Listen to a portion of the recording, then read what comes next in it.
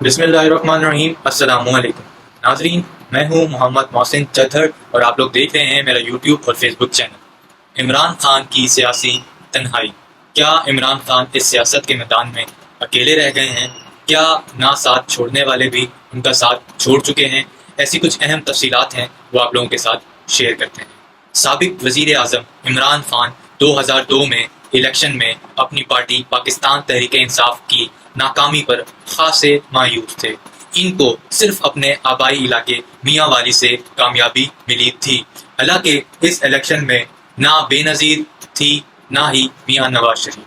مزید یہ کہ وہ اپنے سب سے بااعتماد دوست عمر فاروق گولڈی کے ساتھ اپنی روحانی استاد میاں بشیر کے پاس ان کی خیریت معلوم کرنے گئے۔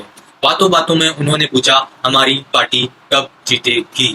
بقول عمران انہوں نے آنکھیں بند کر لیں اور 5 منٹ بعد میری طرف دیکھا اور کہا، جب تم ذمہ داری لینے کے قابل ہو جاؤ گے۔ آج اس واقعے کو 20 سال سے زائد عرصہ گزر چکا ہے، اور اگر آج میاں بشیر زندہ ہوتے تو شاید خان صاحب ان سے ملنے ضرور جاتے۔ اب یہ میں نہیں کہہ سکتا کہ ان کا جواب وہی ہوتا یا اس سے مختلف، مگر اتنا ضرور کہہ سکتا ہوں کہ آج وہ جس مشکل صورتحال سے گزر رہے ہیں، جہاں ان کے قریب ترین ساتھی بھی ساتھ چھوڑ کر ادھر ادھر دیکھ رہے ہیں، ان کو ایک نظر اپنی سیاست اور سیاسی حکمت عملی پر ضرور ڈالنی چاہیے۔ اس وقت جو ان کے ساتھ کھڑا ہے وہی دراصل ان کا نظریاتی ساتھی ہے، باقی سب برساتی مینڈک تھے اور ہیں۔ ایک نظر انہیں اپنے سیاسی حریفوں کے کیریئر پر بھی ڈالنی چاہیے، کیونکہ یہ وقت ان پر بھی آ چکا ہے۔ اسی طرح ان کے ساتھی بھی ان کا ساتھ چھوڑ گئے تھے۔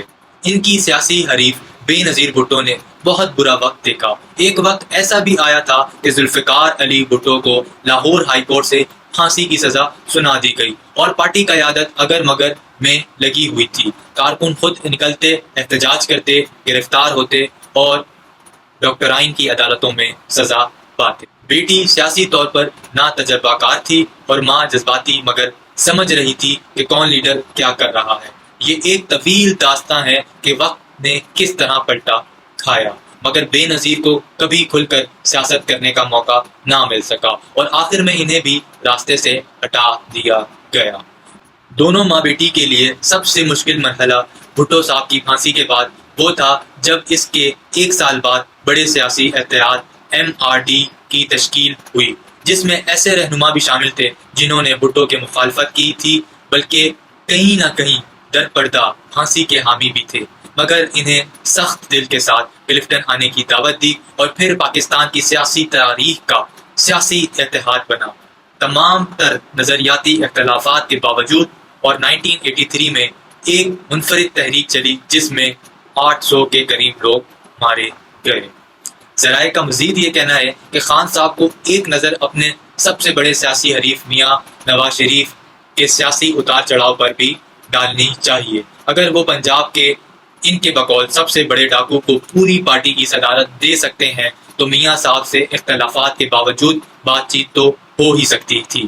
اگر وہ کچھ سابق ڈاکٹرائن کے بجائے چند سیاسی ذہنوں سے مشورہ کرتے۔ ذرائع کا مزید یہ کہنا ہے کہ ایک بار وہ میثاق جمہوریت کے دستاویزات پڑھیں ضرور۔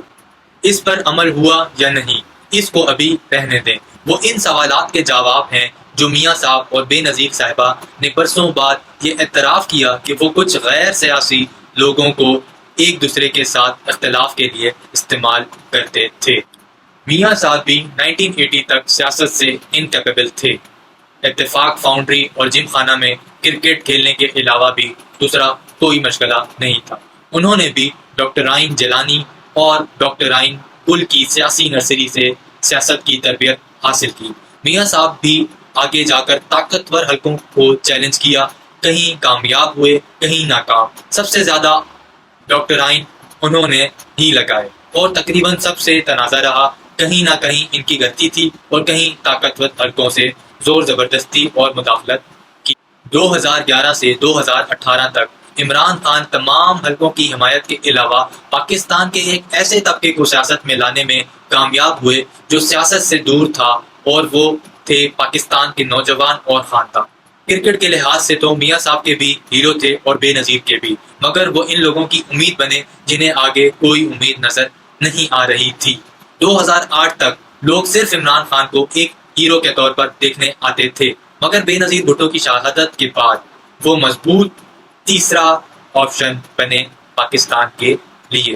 مزید آگے چلتے ہیں، اگر وہ 2014 میں پیپلز پارٹی سے مذاکرات کرتے تو میاں صاحب کی حکومت مشکل میں آ جاتی، مگر کیونکہ خان صاحب کو یہ یقین دلایا جا رہا تھا کہ آپ کے اقتدار قریب ہیں تو انہوں نے دونوں جماعتوں کے خلاف سیاسی محاذ کھلا رکھا، اور 2017 میں سزا ہوئی تو خان صاحب کے لیے اقتدار کے دروازے کھول دیے گئے اور ڈاکٹر آئین نے عملی شکل لینا شروع کر دی۔ اس میں کوئی شک نہیں کہ ان کا اپنا بھی بڑا ووٹ بینک بنا، مگر وہ شاید اقتدار میں نہ آتے اگر کراچی اور بلوچستان میں غیر سیاسی کھیل نہ کھیلا جاتا۔ ان کی ٹوکری میں جو فروٹ ڈالے گئے، جو لوگ پارٹی میں لائے گئے، آخر میں انہوں نے ہی اپنا کھیل پہلے اپریل 2022 میں کھیلا اور باقیوں نے اس کے بعد۔ مزید آگے چلتے ہیں، خان صاحب نے ماضی کے حکمرانوں کی طرح ضرورت سے زیادہ غیر سیاسی لوگوں کے مشوروں پر کام کیا، نتیجہ طور پر وہ عوام سے کٹ گئے، ان کی پالیسیاں انہیں غیر مقبول بناتی چلی گئیں، انہیں عدم اعتماد کے بعد ایک نئی زندگی ملی، مگر جلد بازی کے فیصلوں، مثلا قومی اسمبلی سے استعفیٰ، پنجاب KP کے اسمبلیوں کا خاتمہ، تحریک چلانے کی ناقص حکمت عملی، دھرنوں سے گرفتاری تک، اور پھر 9 مئی کے سیاسی خودکش حملے نے انہیں آج اس مقام پر پہنچا وہ ایک آرام سے جیتی ہوئی بازی ہارتے نظر آ رہے ہیں۔ مقبولیت موجود ہے، قبولیت نظر نہیں آ رہی۔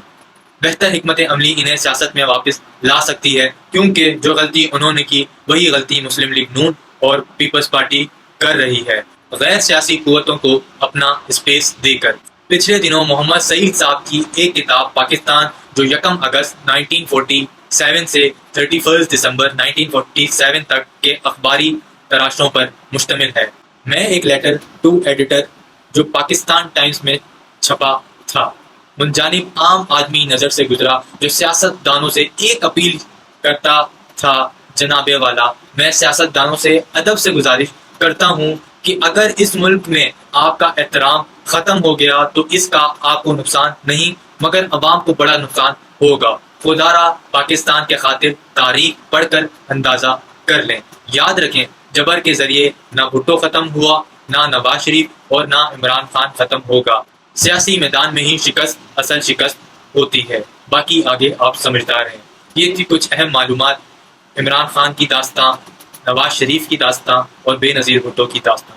امید ہے آپ کی کافی رہنمائی ہوئی ہوگی۔ آگے مزید اس طرح کی ویڈیو دیکھنے کے لیے میرے چینل کو سبسکرائب کریں، لائک کریں اور اپنی قیمتی رائے دے کر کامنٹ میں ضرور اظہار کریں۔ بہت شکریہ، جزاک اللہ۔